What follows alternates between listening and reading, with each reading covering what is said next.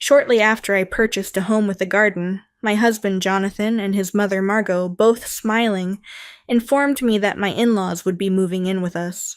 They told me that if I didn't like it, Jonathan would divorce me. If Margot came, her demanding daughter, Karen, would undoubtedly follow. They knew I despised the idea, but went ahead with it anyway. The daily harassment would persist even in the new house. Dreading the thought, I firmly said, "No, I don't want to live with you." Margot raised her eyebrows at me and then pulled out divorce papers, already signed by Jonathan. She was only interested in securing the house. Their plan had worked, which was terrifying. I struggled to suppress my laughter as I trembled with my head down. Margot looked victorious. Silently, I signed the divorce papers, packed my belongings, and left the house. I dreaded moving day. My ex-mother-in-law bombarded me with calls. "Have you realized yet?" she demanded, asking to meet and talk. That was exactly what I wanted, to end this once and for all. I prepared for the final confrontation and headed to meet them.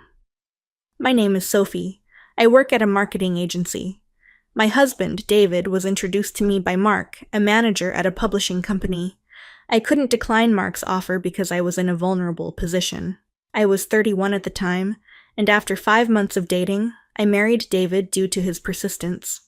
I quickly regretted this decision at such a crucial moment. I believe my ex-mother-in-law, Olivia, planned to deceive me from the beginning. She seemed gentle and kind, but her attitude shifted as soon as I married David. She dropped the mask of a considerate older woman and revealed her true nature as a cruel mother-in-law. "Hey, Sophie, what are you doing? I told you to weed the garden after washing the dishes." Not a day passed without her shrill voice ringing through the house. I felt exhausted every day and could barely muster a response. After the wedding, I agreed to live with my in-laws because David insisted. His father had passed away, and Olivia, his mother, had been dealing with a leg injury for years.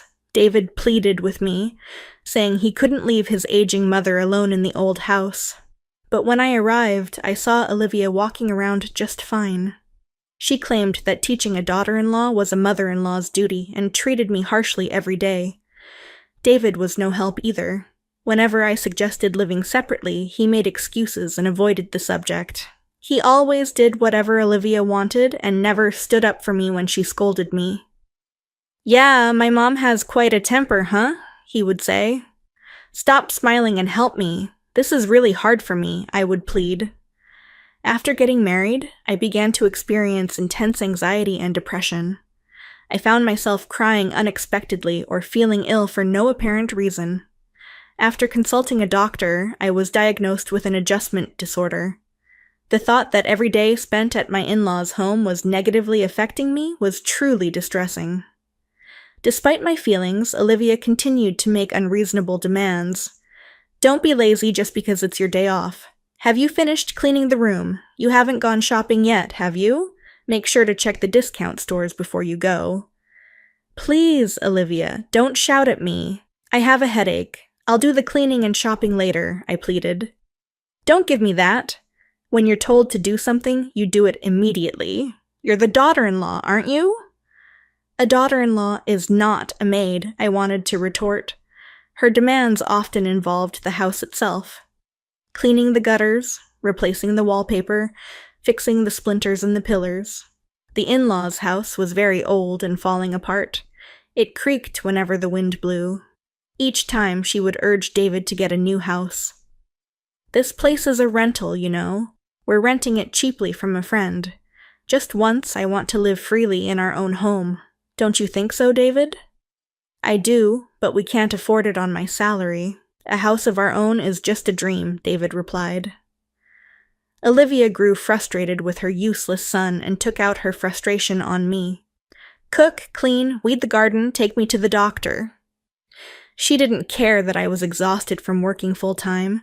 It was no wonder I developed an adjustment disorder. I couldn't help but think that every day. 5 months after moving in with my in-laws, a woman who made my miserable life even worse arrived. David's sister, Kate, returned after her divorce, bringing her child with her. She said her ex kicked her out, saying he didn't want to see her anymore. Well, it's my fault, really, she admitted. I left my kid alone and had an affair with my boss. What kind of morals does this woman have? When Kate saw my shocked face, she smiled slightly. Kate, who resembled Olivia, behaved just like her too. She refused to do any housework and made me clean her room as well. It's only fair, right? I'm raising a child. You wouldn't understand since you haven't given birth, but it's harder than it looks. So thanks in advance for your help, Sophie. Kate didn't work. She lazed around all day. Her care for her child was half-hearted at best. She would lie on the sofa, doing nothing on weekends. Her behavior was especially bad. She'd leave her young daughter with me and go out. Kate had some bad friends from her reckless days and sometimes started drinking with them in the afternoon. I wished she would at least help with some of the housework, but Kate did absolutely nothing. She was the type of woman who would do anything to get money for fun. One day, Kate handed me a small bag. When I looked inside, I saw my late father's cufflinks, a ring, and some vintage lighters. What do you expect me to do with these? I asked. Figure it out. Sell them, and make sure you get a good price, okay? Kate said casually. These were my father's keepsakes, yet Kate told me to sell them without a second thought. I felt a wave of sadness, especially since she would likely use the money for herself. Unable to bring myself to do it, I explained the situation to David and handed the bag over to him. I don't know what he did with the keepsakes, and frankly, I don't want to know. When Kate first returned, many things went missing. My belongings frequently disappeared after she arrived. Around that time, I also discovered that David was probably having an affair. A friend who worked at a different agency saw him in town on a weekend. David was walking arm in arm with a flashy young woman. I was furious when I heard the story. I'm working hard from morning till night, even on weekends, and you're out having fun with a young woman? Unbelievable. This is cheating, right? Who is she? Tell me the truth. It's not cheating. She's just a worker from a spa, David replied. And how is that any better? You shouldn't be going to such places when you're married, I shouted. Kate laughed hysterically at our argument. Olivia seemed annoyed but didn't strongly scold David. According to Olivia's logic, if a husband goes to such places, it's because the wife isn't devoted enough. Getting upset over something like that is embarrassing. The problem is you. If you were more devoted to David, this wouldn't happen, Olivia said. I don't agree, Olivia. Isn't that a bit unreasonable? I said. This is the norm in this house. Besides, going to places like that or having an affair shows a man's strength. A wife should forgive such things with a big heart, she replied. What was normal for them was insane to me. Forgive visits to those places and affairs? There was no way I could do that. My frustration only grew, and I couldn't just stand by any longer. Determined to change this unpleasant situation, I decided to take action. Olivia and Kate remained the same day after day, treating me like a servant. They lounged around on the sofa or floor, raising their voices when they were hungry. Hey, why isn't lunch ready yet? It's already noon. Stop dragging your feet, Sophie. You're so slow it's annoying. Then why don't you make it yourself? I've been cleaning the garden, airing out the carpets, and shopping with no time to rest, I replied. Don't talk back. Know your place as the daughter-in-law, they snapped. I wasn't even allowed to voice my opinion. I was utterly fed up. I wanted a divorce immediately, but if it were that easy, I wouldn't have been struggling. David was introduced to me by Mark, a manager at a publishing company. I owed a lot to my boss, Richard, who also asked me not to do anything that would embarrass him. Olivia knew this and often used it against me. I was completely stuck between a rock and a hard place. For a while, all I could do was endure. Then one day, David's affair became undeniable. That friend from the other agency got solid proof. The first stage of my plan was complete. I needed to figure out my next move. About a month later, I think it was, Kate spread out a housing catalog on the dinner table after dinner. From every angle, it was clear that these were items I had put in my bag. Look at this. Sophie was planning to buy a house. Wait, did you rummage through my bag? Why? Why would you do that? I demanded. Just be quiet. Oh, it's a nice house. A bit in the countryside, but still. Hey, Sophie, you should have discussed something like this with me, Kate said. I had my eye on a house with a garden. As Olivia said, it was in the countryside, but looked quite good. I had already visited the place several times and met with the real estate agent. When I admitted this, the three of them became very interested. What? How far along are you in the process? Are you going to buy it? It's cheap and spacious, not bad at all, Olivia said. David added, A man has got to be bold. Oh well, a house with a garden, huh? That's a big decision. If you decide to become the head of your own household, I'll support you and even help a little financially. Wouldn't you like to leave here and live with Sophie in your own place? Olivia said, pretending to be supportive. She was already encouraging David before I could say anything. How fake. She had no intention of letting me go easily. When I asked whose name the house would be under, David frowned. I'm the head of the household. It will be in my name, of course. Then can I go ahead with the purchase? We'll buy this house, and the two of us will move out, right? I asked. All right, I've decided. I'll buy the house. Go ahead and move forward with the arrangements, David finally said firmly. Olivia and Kate both praised David for his decision, but I noticed them exchanging a knowing smile. A few days later, just after buying the house with a garden in the countryside as planned, David and Olivia, both smiling, made an announcement. We're moving in too, David said. What? But you said we'd live there alone, I exclaimed. After thinking it over, we decided to live together. You're not going to say no, are you? If you refuse, I'll make David divorce you. I wonder what your boss, Richard, would think of that, Olivia said.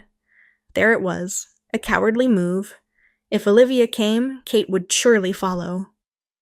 I shuddered at the thought of daily harassment continuing even in the new house.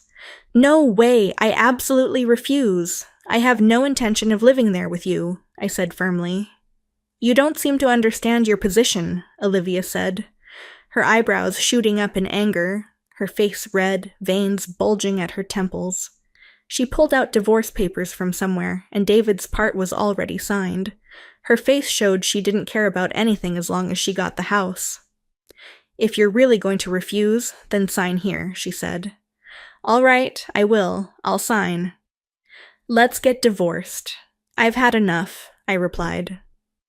What?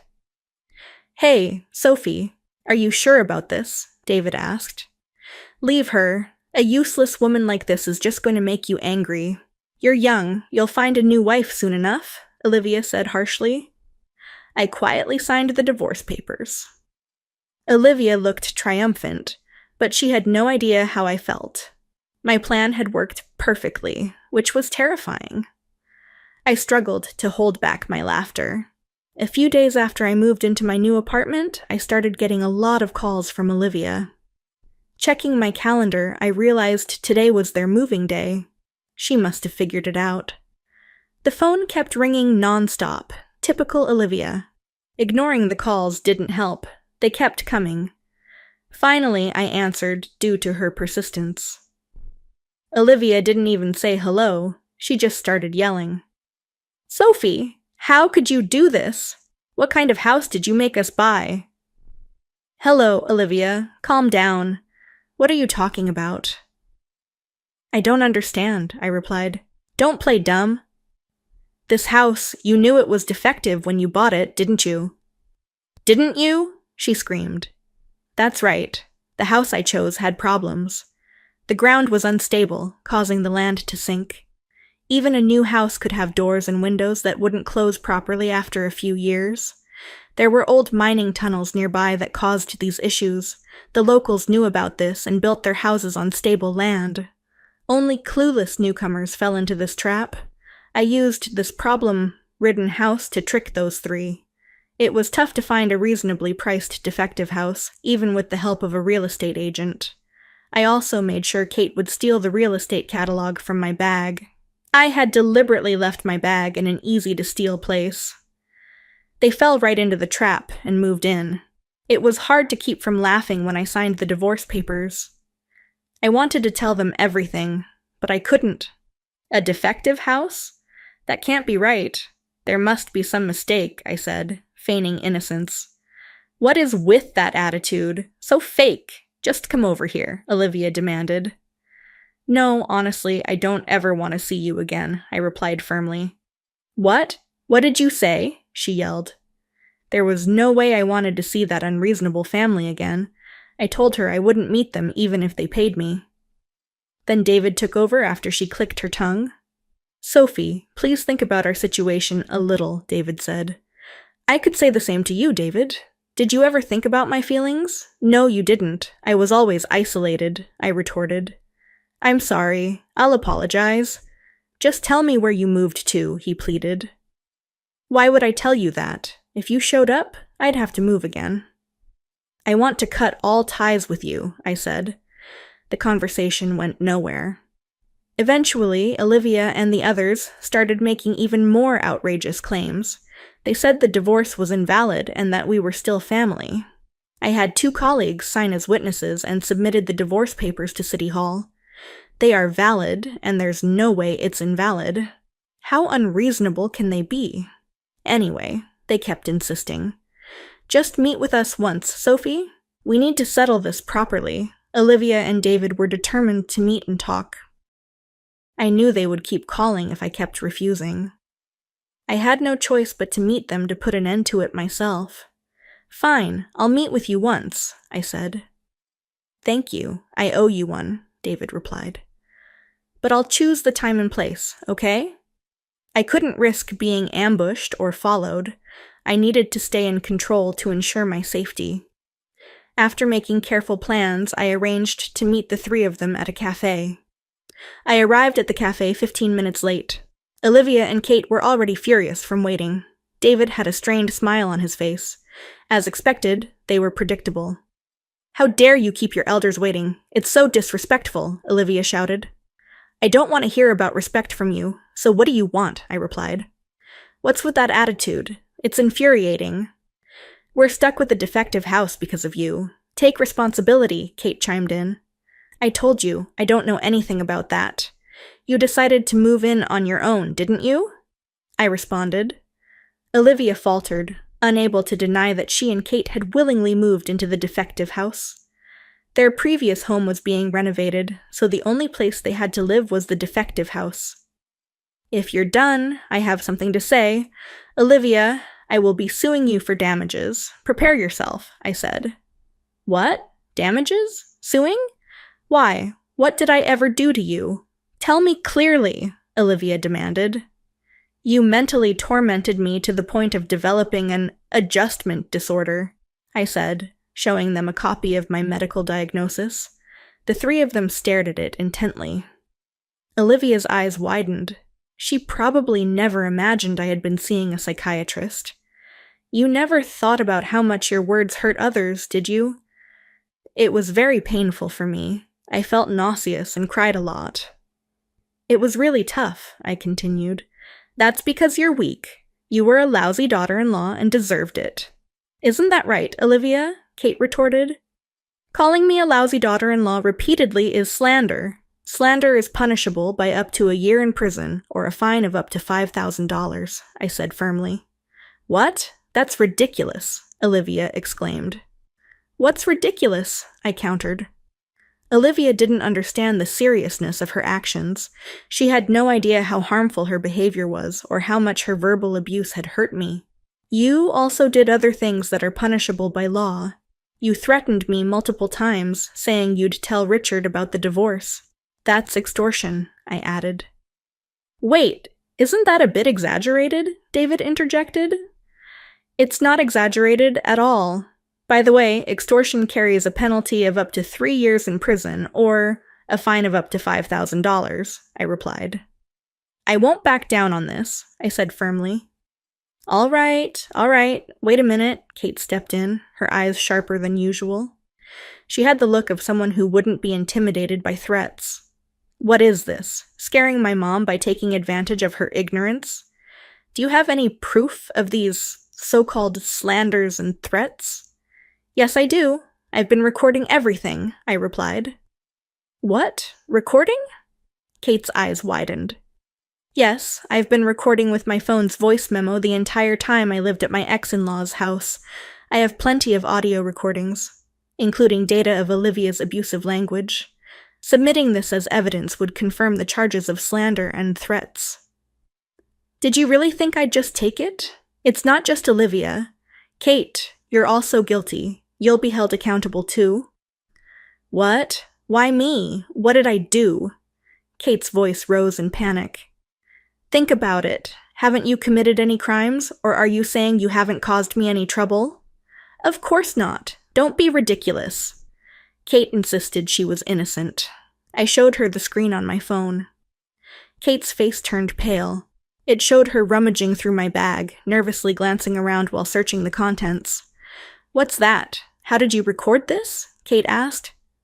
Because my belongings frequently went missing after you arrived.